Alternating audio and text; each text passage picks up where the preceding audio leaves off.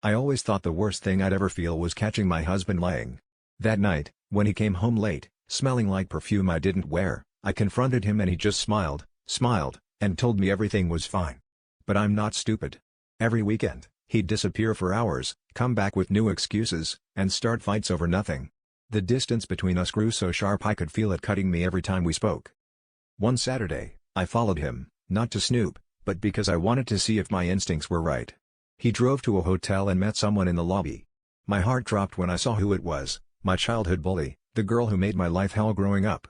They hugged, laughing like old friends, and part of me wanted to burst in and scream, but I froze. The next day, my husband woke me up with breakfast in bed and an invitation to a special surprise. I thought, maybe, he was finally going to come clean. He blindfolded me and led me to a fancy venue where our friends and family were waiting. "Vow renewal," he whispered, but I could barely breathe. My bully stood in the corner, grinning like she'd won something.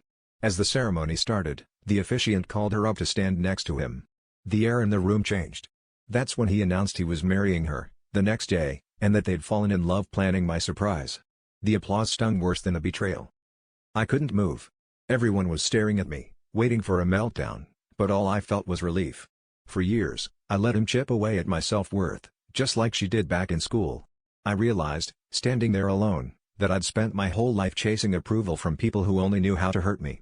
So I left, heels clicking on the marble, and didn't look back, not at him, not at her, not at anyone.